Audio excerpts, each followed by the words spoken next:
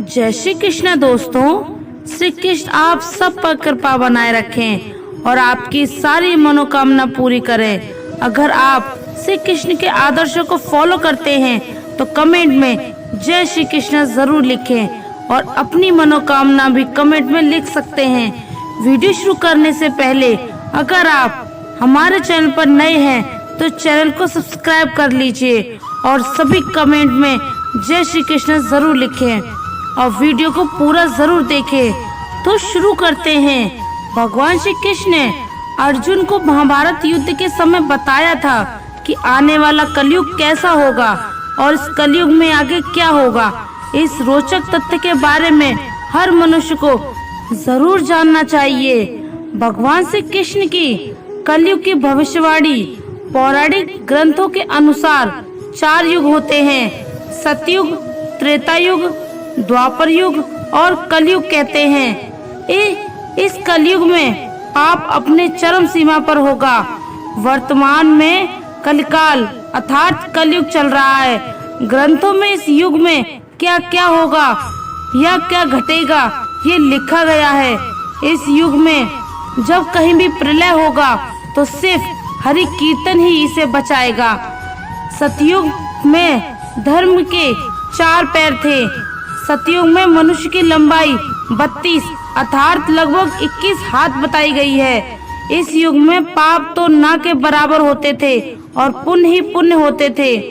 इस युग में राजा हरिश्चंद्र हुए थे। वह हरिश्चंद्र जिन्होंने सत्य के लिए खुद के परिवार का और अंत में खुद का बलिदान भी दे दिया था।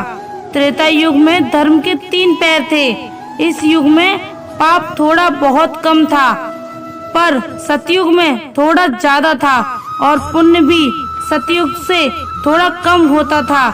इस युग में विष्णु का वामन और राम अवतार हुए थे। असुर राज बाली ने 3 पग में धरती दान कर दी, जबकि राक्षस राज रावण ने सीता का अपहरण करने के बाद उन्हें छुआ तक नहीं। द्वापर युग में आधे मनुष्य पापी और आधे पुण्य आत्मा थे। जितने पाप होते थे उतने ही पुण्य हो जाते थे। इस युग में महाभारत का युद्ध हुआ था।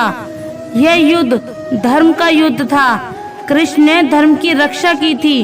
अब कलिकाल यानी कि कलयुग आया जिसमें धर्म का कोई नामो निशान नहीं है। धर्म पंगु बन गया है। इस युग में मनुष्य पाप अधिक करता है और पुण्य तो ना के बराबर करता है। लेकिन वर्तमान में देखा जा रहा है कि पुण्य कहीं बचा ही नहीं है। अब तो चारों तरफ पाप ही पाप नजर आता है। अगर कोई इंसान थोड़ा बहुत दान पुण्य करता है तो वह उसका भी प्रचार इस तरीके से करता है जैसे कि उसने पता नहीं कौन सा मोटा एहसान किया है। इस युग में गाय को पूजा नहीं जाएगा बल्कि अपमान किया जाएगा। इस युग में इतनी बीमारी आएगी कि जिनका कोई इलाज भी संभव नहीं होगा। कलयुग का कालखंड सबसे छोटा माना गया है और माना जाता है कि कलयुग में भगवान विष्णु का 10वां अवतार होगा जिसका नाम होगा कल्कि। वर्तमान समय में कलयुग ही चल रहा है। विष्णु पुराण में कलयुग का वर्णन करते हुए कहा गया है कि कलयुग में पाप इतना अधिक होगा कि सृष्टि का संतुलन ही खो जाएगा। विष्णु पुराण में वर्णित एक घटना के अनुसार मुनिजनों और ऋषियों के साथ चर्चा करते हुए वेद व्यास जी कहते हैं, हे मुनिजन, सभी युगों में कलयुग ही सबसे श्रेष्ठ युग है, क्योंकि 10 वर्ष में जितना व्रत और तप करके कोई मनुष्य सतयुग में पुण्य प्राप्त करता है, त्रेता युग में वही पुण्य 1 साल के तप द्वारा प्राप्त किया जा सकता है। ठीक इसी प्रकार उतना ही पुण्य द्वापर युग में 1 महीने में तप से प्राप्त किया जा सकता है। ये तो कलयुग में इतना ही बड़ा पुण्य मात्र 1 दिन के तप से प्राप्त किया जा सकता है। इस तरह व्रत और तप के फल की प्राप्ति के लिए कलयुग ही सबसे श्रेष्ठ समय है। आप जानते हैं कि कलयुग का वर्णन श्री कृष्ण की नजर में कैसा है? कलयुग का वर्णन करते हुए श्री कृष्ण कहते हैं कि कलयुग में ऐसे लोगों का राज्य होगा जो दोनों ओर से शोषण करेंगे, बोलेंगे कुछ और, करेंगे कुछ और, मन में कुछ और, करने में कुछ और। ऐसे ही लोगों का राज होगा। इसी प्रकार कलयुग में ऐसे लोग रहेंगे जो महान ज्ञानी और ध्यानी कहलाएंगे। विज्ञान की चर्चा तो करेंगे लेकिन उनके आचरण राक्षसी होंगे। कई लोग पंडित और विद्वान तो कहलाएंगे, यही देखते रहेंगे कि कौन सा मनुष्य मरे और हमारे काम, हमारे नाम से संपत्ति आदि आ जाए, और दान देने के लिए इंतजार करेंगे। और अगर कोई गरीब आदमी थोड़ा दान देगा तो वह उसे कलेक्ट करने लग जाएंगे। कलयुग का मनुष्य शिशुपाल हो जाएगा। कलयुग में माँ का अपने बच्चों से इतना मोह होगा कि उन्हें अपने विकास का अवसर ही नहीं मिलेगा। मोह माया में ही घर बर्बाद हो जाएगा और ज्यादा प्यार मिलने के कारण बच्चा बर्बाद हो जाएगा और उल्टे काम करने लगेगा। किसी का बेटा घर त्याग कर साधु बनेगा तो हजारों व्यक्ति दर्शन करेंगे, किंतु यदि अपना बेटा साधु बनता होगा तो रोएंगे कि मेरे बेटे का क्या होगा। इसकी और हमारी तो जिंदगी ही बर्बाद हो गई। इतनी सारी ममता होगी कि उसे मोह माया और परिवार में ही बांध के रखेंगे और उसका जीवन खत्म हो जाएगा। अंत में बेचारा नाथ होकर मरेगा। कलयुग में अमीर लोग अपने बच्चों के विकास में, मकान के उत्सव में, छोटे उत्सवों में तो लाखों खर्च करेंगे। यही नहीं, जितना ज्यादा बकवास करेगा उतना ही उसका नाम चलेगा, और जिन चीजों की जरूरत नहीं होगी उन पर लाखों रुपए खर्च कर देंगे, सिर्फ और सिर्फ दिखाने के लिए कि हमारे पास पैसा कितना है। परंतु आसपास में ही यदि कोई भूखा प्यासा होगा, ये तो नहीं देखेंगे कि उसका पेट भरा है या नहीं। उनका अपना ही सगा भूख से मर जाएगा और वे देखते रहेंगे और उन पर हंसेंगे। और दूसरी ओर मौज, मदिरा, मांस, भक्षण, सुंदरता और व्यसन में पैसे लगा देंगे, किंतु किसी के दो आंसू पोंछने में उनकी रुचि नहीं होगी। कलयुग में मानव का मन नीचे गिरेगा, उसका जीवन पतित होने लगेगा। यह पतित जीवन धन की शीला से नहीं रुकेगा, नहीं सत्ता के वृक्षों से रुकेगा, किंतु हरि नाम के एक छोटे से पौधे से, हरि कीर्तन के एक छोटे से पौधे से मनुष्य जीवन का पतन होगा, रुक जाएगा। पुराणों में लिखा है कि जैसे जैसे कलयुग आगे जाएगा वैसे भारत की गद्दी पर वेद विरोधी लोगों का शासन होने लगेगा। ये ऐसे लोग होंगे जो जनता से झूठ बोलेंगे और एक दूसरे की आलोचना करेंगे और जिनका कोई धर्म नहीं होगा। ये सभी विधर्मी, ये सभी मिलकर भारत को बर्बाद कर देंगे और अंत में भारत को एक अराजक भूमि बना ही देंगे और जज और कलयुग आता जाएगा, क्योंकि ब्राह्मणगण का संस्कार शून्य हो जाएगा तथा राजा लोग भी शूद्र तुल्य हो जाएंगे। अपनी त्वचा बुद्धि को ही शाश्वत समझकर कुछ मूर्ख लोग ईश्वर की तथा धर्म ग्रंथों की प्रामाणिकता मांगने का दुशासन करेंगे और पुराणों का अपमान करेंगे। इसका अर्थ है कि उनके पास जो मान रहे हैं, जब सभी वेदों को छोड़कर संस्कार शून्य हो जाएंगे और छोटी बातों को लेकर ही यह क्रोध के मारे आग बबूला हो जाएंगे। यह दुष्ट लोग स्त्री, बच्चों, गांव और ब्राह्मणों को मारने में भी नहीं हिचकिचाएंगे। यह सदा उत्सुक रहेंगे और उनकी आयु छोटी हो जाएगी। यह लोग दूसरों की बहू बेटी पर बुरी दृष्टि डालेंगे और उन्हें परेशान करेंगे और उनके साथ गलत काम करेंगे। भविष्य उत्तर पुराण के अनुसार ब्रह्मा जी ने कहा, हे नारद, भयंकर कलयुग के आने पर मनुष्य का आचरण दुष्ट हो जाएगा और योगी भी दुष्ट चित्त वाले होंगे। संसार में परस्पर विरोध फैल जाएगा। ब्राह्मण, क्षत्रिय, वैश्य दुष्ट कर्म करने वाले होंगे और विशेषकर राजाओं में चरित्रहीनता आ जाएगी। देश और गांव-गांव में कष्ट फैल जाएंगे। संत जन दुखी होंगे। अपने धर्म को छोड़कर लोग दूसरे धर्म का आश्रय लेंगे। देवताओं का देवत्व नष्ट हो जाएगा। उनका आशीर्वाद भी नहीं रहेगा। मनुष्य की बुद्धि धर्म से विपरीत हो जाएगी और पृथ्वी पर पाप और झूठ के राज्य का विस्तार हो जाएगा। वेदों का पालन कोई नहीं करेगा। कलयुग में विवाह को धर्म नहीं माना जाएगा। शिष्य गुरु के अधीन नहीं रुकेंगे। पुत्र भी अपने धर्म का पालन नहीं करेंगे। कोई किसी कुल में पैदा ही क्यों ना हुआ हो, जो बलवान होगा वही कलयुग में सबका स्वामी होगा। सभी लोग बैठकर अपना निर्वाह करेंगे। कलयुग में जो भी किसी का वचन होगा वही शास्त्र माना जाएगा। कलयुग में कम धन से भी मनुष्य में घमंड होगा। परियों को अपने केशों पर ही रूपवती होने का गर्व होगा।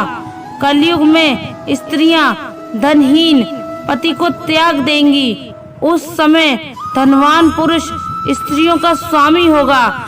जो अधिक देगा उसे ही मनुष्य अपना स्वामी मानेंगे। उस समय लोग प्रभुता के ही कारण संबंध रखेंगे। सारी धनराशि घर बनाने में ही समाप्त हो जाएगी। इससे दान पुण्य के काम नहीं होंगे और बुद्धि धन के संग्रह में ही लगी रहेगी। सारा धन उपयोग में ही समाप्त हो जाएगा। कलयुग की स्त्रियां अपनी इच्छा के अनुसार आचरण करेंगी और भोग विलास में ही उनका मन लगा रहेगा। अन्याय से धन पैदा करने वाले पुरुषों में उनकी आसक्ति होगी। कलयुग में सब लोग सदा सबके लिए समानता का दावा करेंगे, लेकिन एक दूसरे से जलेंगे और नफरत करेंगे। कलयुग की प्रजा पानी और सूखे के भय से व्याकुल रहेगी। सबके नेत्र आकर की ओर लगे रहेंगे। वर्षा न होने से मनुष्य तपस्वी लोगों की तरह फल फूल पत्ते खाकर अपना भरण पोषण करेंगे। कलयुग में सदा अकाल ही रहेगा। सब लोग हमेशा किसी न किसी कलेश से घिरे रहेंगे। द्वापर युग में भगवान विष्णु के राम और कृष्ण के अवतार, वेद व्यास के श्रीमद् भगवत गीता के प्रकाश और श्री रामानुजन निम्बाकाचार्य, वल्लभाचार्य और रामानंद के विशिष्ट दैत्य दर्शन के प्रभाव के अनुसार परम ब्रह्मा की अनंत शक्तियों का ही प्रत्यक्ष प्रकटीकरण है। पद्म पुराण, अध्यात्म, रामायण और रामचरितमानस के राम के धाम में और गोलोक में निवास करते हैं। श्री कृष्ण की भांति अनंत काल तक विहार करते हैं। गोस्वामी तुलसीदास के रामचरितमानस के अनुसार ब्रह्मा और शिव के नेतृत्व में सभी देवता भगवान विष्णु को अवतार लेने की प्रार्थना करने के लिए ना तो बैकुंठ गए और ना ही क्षीर सागर, किंतु राम को सूक्ष्म अग्नि की तरह उपस्थिति होने के लिए जैसे भगवान शिव द्वारा सलाह दी गई, जहाँ थे वहीं से उन्होंने प्रार्थना की और उनके अवतार के बारे में भगवान का उन्हें आश्वासन मिला। इसमें आगे बताया गया है कि मुनि ने इसके लिए घोर तपस्या की। ब्रह्मा, विष्णु और शिव ने उनसे बार बार संपर्क किया, किंतु दंपति ने जोर देकर यही कहा कि वे चाहते हैं कि परम ब्रह्मा स्वयं प्रकट होकर उन्हें आशीर्वाद दें। वे वरदान के लिए ब्रह्मा, विष्णु और शिव के आश्वासन से कदापि संतुष्ट नहीं हुए। वे चाहते थे कि जो स्वरूप शिव के हद में बसता है जिसके बारे में महायोगियों का ध्यान रहता है और जो बेसुरी की अंतरात्मा की भक्ति के महासागर में हंस की तरह तैरता है। ज्ञान, योग और भक्ति तीनों के रूप में स्वयं होकर वे आशीर्वाद के लिए ही वे तपस्या कर रहे हैं। इसी तरह श्रीमद् भगवत गीता भी भगवान कृष्ण के वेद व्यास ठीक आरंभ से ही संसार के नयनतापूर्ण ब्रह्मा के पूर्ण सत्य का पता लगाने के लिए प्रतिज्ञा करते हुए कहते हैं। इस प्रकार राम तुलसीदास के लिए मात्र पुराणों के भगवान विष्णु के अवतार नहीं हैं और ना ही वेद व्यास के लिए कृष्ण ईश्वर कृष्ण है।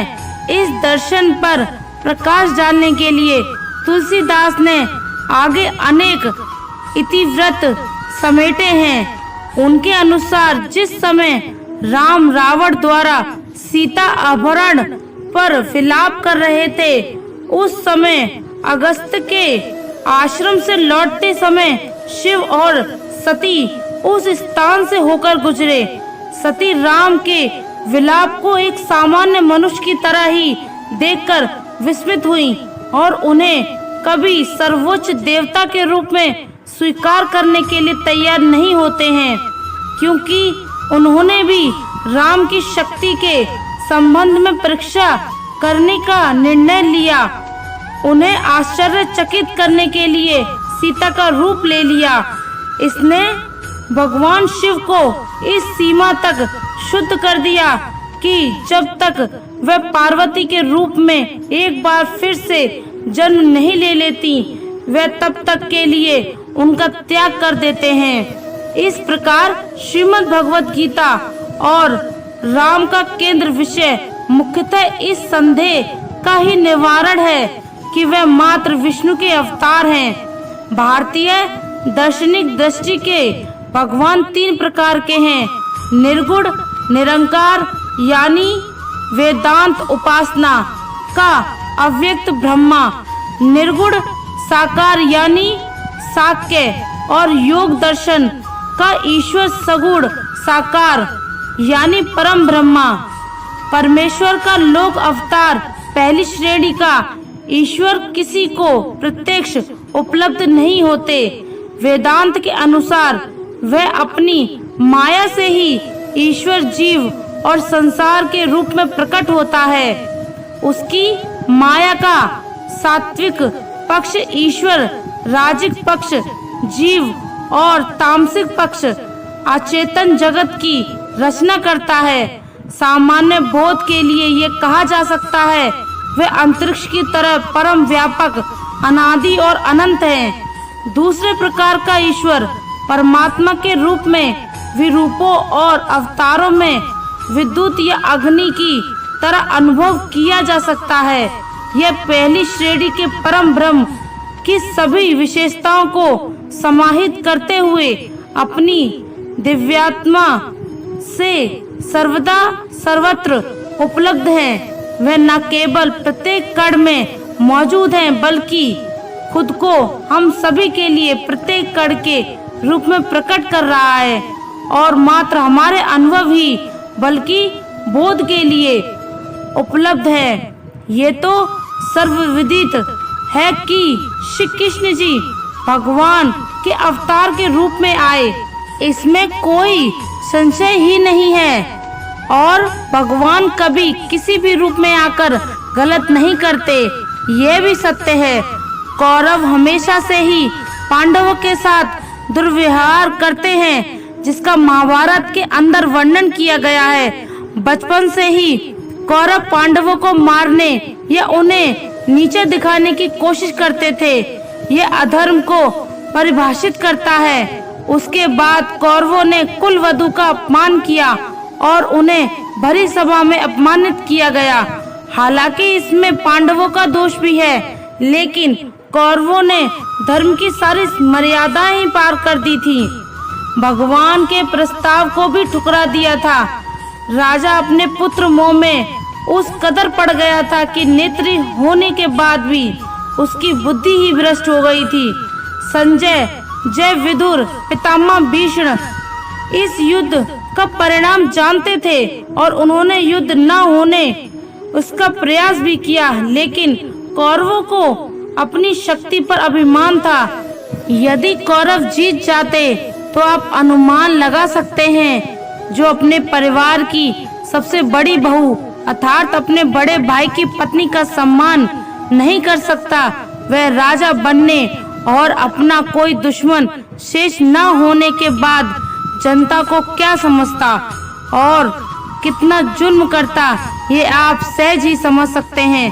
कौरवों के जीवित रहने का मतलब होता अधर्म का जीवित रहना, और भगवान ने कौरवों को मारने के लिए अवतार नहीं लिया था, बल्कि उन्होंने अधर्म को मारने के लिए अवतार लिया था।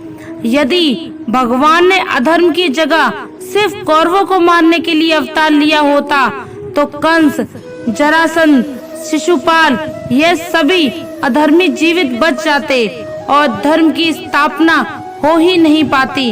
महाभारत युद्ध के बाद पांडवों ने धर्म की नीति पर कार्य किया और भगवान द्वारा दिखाए गए धर्म के मार्ग पर आगे बढ़े और जब तक जीवित रहे धर्म को जीवित रखा। अंत में इस घोर कलिकाल से बचने का एकमात्र तरीका ये है कि व्यक्ति को वेदों की ओर लौट आना चाहिए और हर समय हरि कीर्तन करके खुद को सुरक्षित रखना चाहिए। जो व्यक्ति धर्म से विमुख होकर रहेगा वह कहीं भी कभी भी अकाल मौत को प्राप्त होगा। यह हर समय दुखी और संकटों से ही घिरा रहेगा। प्रिय मित्रों, इस कलयुग से अगर आप बचना चाहते हैं तो गलत लोगों के साथ दूरियां बनाए रखें और भजन कीर्तन करते रहिए एवं श्रीमद् भगवत गीता के पाठ अवश्य करें। आप ईश्वर की पूजा आराधना में लगे रहिए, इससे आपके जो भी बुरे कर्म के फल रहेंगे वह भी समाप्त हो जाएंगे और आने वाले समय में इस कलयुग से आपको मुक्ति मिलेगी। भगवान श्री कृष्ण ने कहा है कि जो व्यक्ति कलयुग में हमेशा सत्य के मार्ग पर चलेगा उसका जीवन आसान हो जाएगा। श्री कृष्ण की बताई गई इन 4 अहम बातों पर चलना कलयुग के इंसानों के लिए थोड़ा मुश्किल जरूर है, लेकिन जो व्यक्ति इन 4 बातों का पालन करेगा उसका जीवन बेहद आसान हो जाएगा। आज भाग दौड़ भरी जिंदगी में ईश्वर का स्मरण करने के लिए किसी के पास समय नहीं है, लेकिन जब विपत्ति आती है तो सबको भगवान याद आते हैं। अगर इंसान सुख में भी भगवान का स्मरण करता रहे तो उसको दुख के दिन नहीं देखने पड़ेंगे। उसे सुख और दुख दोनों समय भगवान का स्मरण करते रहना चाहिए और रोज श्रीमद् भगवत गीता का पाठ करना चाहिए और भगवान का नाम का स्मरण रोज करना चाहिए और हमेशा अच्छे ही काम करने चाहिए। तो प्रिय दर्शकों, उम्मीद करते हैं कि आपको हमारी ये वीडियो पसंद आई होगी और आप हमारे चैनल पर नए हो तो वीडियो को लाइक एंड चैनल को सब्सक्राइब जरूर करें और कमेंट में जय श्री राधे कृष्ण जरूर लिखें। आपके एक लाइक से ही हमें प्रेरणा मिलती है और हम मोटिवेट होते हैं। धन्यवाद। जय श्री राधे कृष्ण।